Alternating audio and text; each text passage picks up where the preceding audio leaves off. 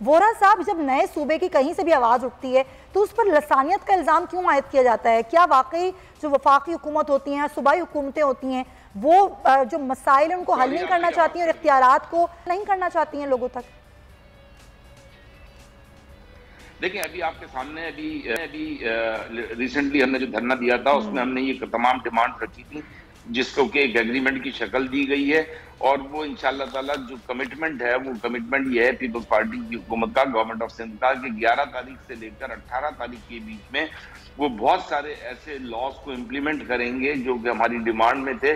और वो local provincial finance commission पे भी एग्री हुए हैं, डिविजिबल पूल पर भी एग्री हुए हैं। और ये वो इम्पोर्टेंट चीजें हैं जो कि अगर इम्प्लीमेंट होगी तो मैं ये समझता हूँ कि इख्तियारात जो है वो निचली सतह तक बआसानी मुंतकिल हो सकेंगे। तो हमने जो धरना दिया था वो आपके सामने, और उसमें जो कुछ भी एग्रीमेंट था वो सब पब्लिक हुआ है। तो हमें काफी उम्मीद है, और यही हल है, चाहे वो सिंध का हो। देखें, सिंध में कराची का अगर बुरा हाल है तो कश्मीर का भी बुरा हाल है, अगर हैदराबाद का बुरा हाल है तो लाड़काना का भी बुरा हाल है।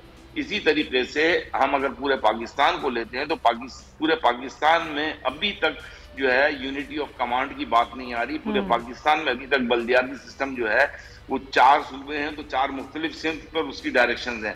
तो ये अगर इंशाअल्लाह अगर गवर्नमेंट ऑफ सिंध ने इसको इम्प्लीमेंट किया तो ये पूरे पाकिस्तान के लिए एक मिसाल होगा। और मैं समझता हूँ फिर पूरे पाकिस्तान की आवाम जो है वो जो आवाज पाक सरजमीन ने, मुस्तफा कमाल ने, चेयरमैन मुस्तफा कमाल ने जो आवाज उठाई है, फिर पूरे पाकिस्तान से ये आवाज उठेगी, और यही एक आखिरी हल है। सब्सक्राइब करें और बेल दबाएं ताकि कोई खबर रह न जाए।